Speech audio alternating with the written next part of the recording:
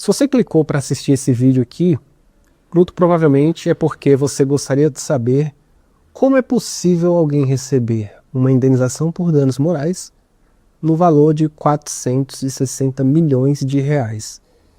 Que tipo de situação legitimaria isso?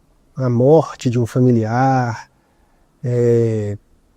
incapacidade para o trabalho permanente, perda de voo, enfim, que tipo de situação legitimaria uma condenação num valor tão elevado? No vídeo de hoje a gente vai falar sobre uma brasileira que recebeu uma indenização nesse valor, 460 milhões de reais. Só existe um porém, isso não foi no Brasil, foi na Justiça dos Estados Unidos.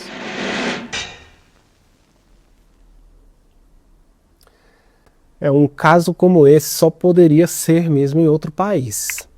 Nesse vídeo aqui, não importa se você é advogado, estudante de direito, servidor público, ou só curioso mesmo quanto aos aspectos jurídicos relacionados a esse tipo de indenização. Nós vamos falar sobre as diferenças que existem no direito comparado e aqui no nosso ordenamento jurídico interno, na Justiça do Brasil. Por que lá paga-se tanto por danos morais específicos e por que aqui paga-se tão pouco, considerando a extensão do dano?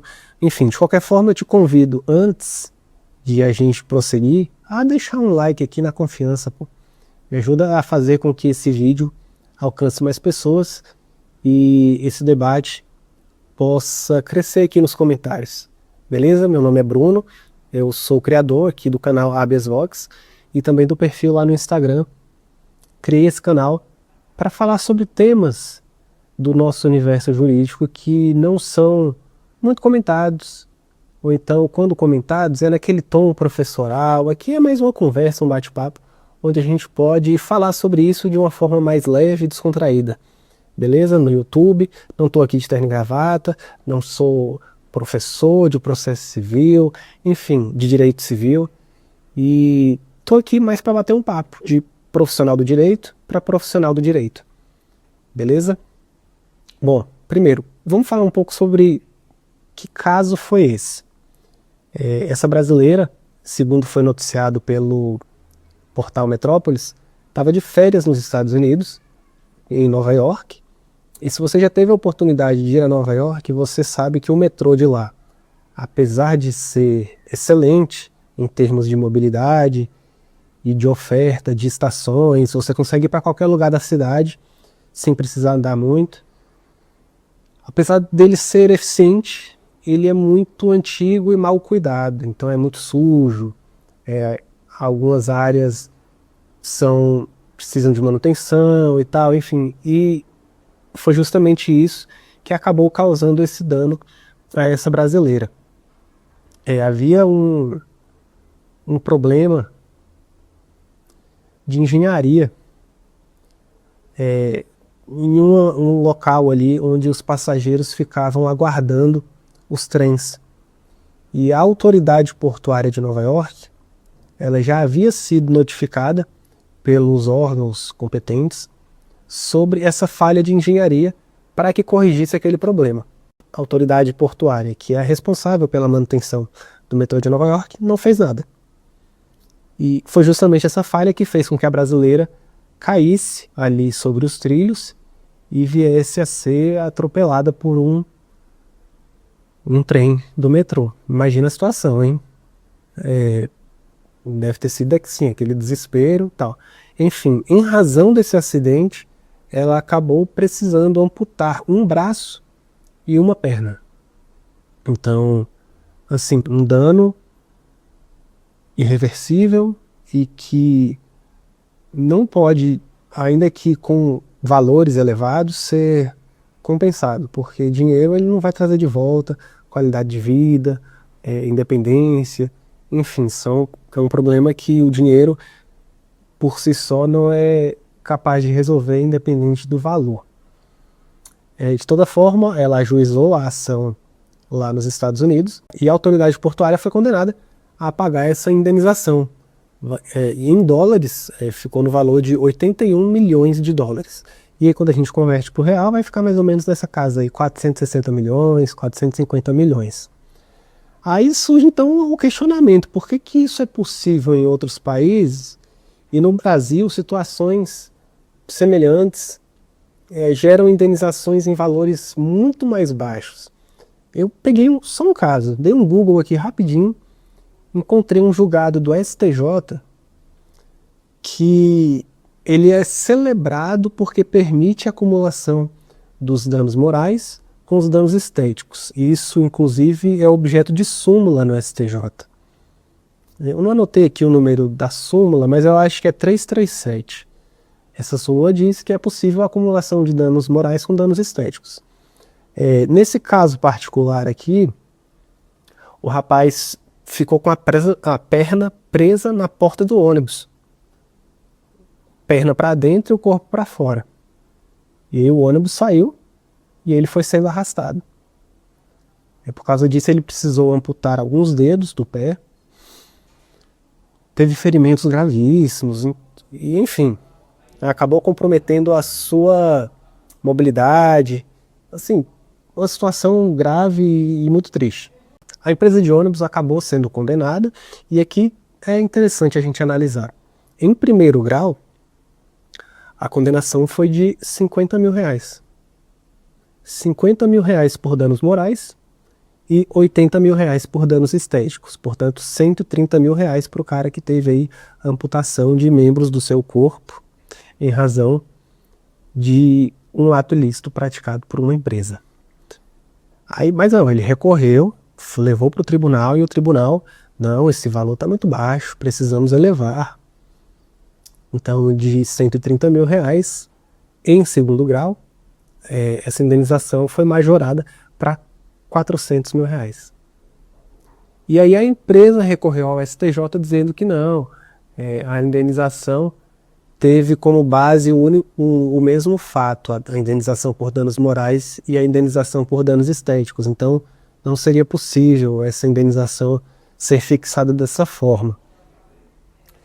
Aí o STJ vem e decide de acordo com a sua súmula, dizendo que não interessa, é possível a acumulação de danos morais com danos estéticos, e assim mantém essa condenação de 400 mil reais. E o pessoal olha assim, que lindo, o STJ assegura o direito do brasileiro que tem ali os seus membros do corpo amputados em razão de um ato ilícito, é uma decisão celebrada, mas cara, o que é 400 mil reais para quem passou por uma situação como essa? Quando a gente compara com essa brasileira que teve os membros amputados nos Estados Unidos, a matéria do Metrópolis ela traz outras duas situações em que a mesma situação ocorreu e essa indenização foi fixada em valores semelhantes, 80 milhões, 90 milhões. Teve um caso aqui citado na matéria que a empresa recorreu e em grau de recurso, lá nos Estados Unidos, eles reduziram a indenização de 80 milhões de dólares para 80 milhões, realmente é muito alto, a gente tem que baixar isso daí, baixou para 40 milhões. Então, você vê que mesmo nessas situações em que os valores são reduzidos, ainda assim há uma preocupação em compensar aquele dano de forma mais razoável. 40 milhões de dólares. Aí você vem para o Brasil, 400 milhões de reais. Que se você for botar em dólares, ficaria um valor ridículo. Teria que fazer a conversão aí. Mas, assim, é uma discrepância muito grande. E isso tem um motivo. No ordenamento jurídico brasileiro, o dano moral ele não tem natureza punitiva.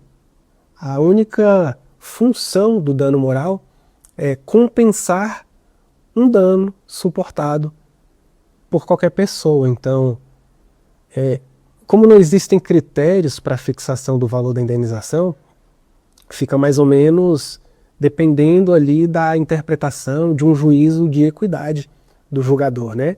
Então, muitas vezes ele vai se basear tem alguns aspectos objetivos que podem ser analisados.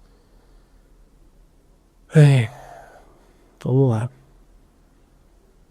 Condição econômica da vítima e a condição econômica do agente que causou o dano, a repercussão social do fato, as circunstâncias em que aquele dano foi causado. Então, são critérios que podem ser utilizados para orientar essa decisão, mas ainda assim não é possível impor uma natureza punitiva, porque no Brasil adota-se o entendimento de que, com base no princípio da reserva legal, não é possível você impor uma punição sem previsão legal específica.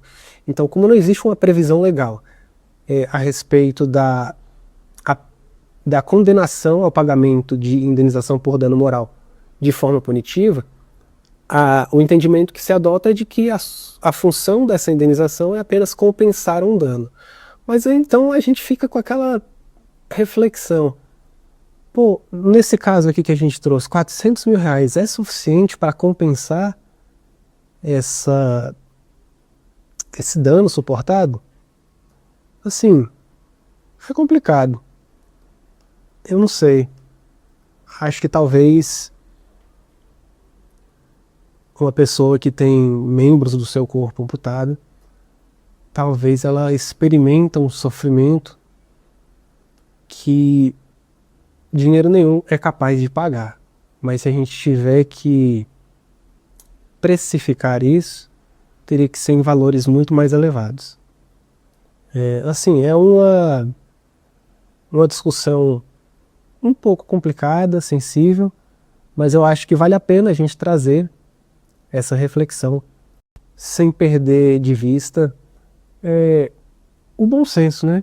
Eu acho que é uma questão de bom senso. Enfim, esse dano moral punitivo, que é comum em outros países, como nos Estados Unidos, ele é chamado de punitive damages.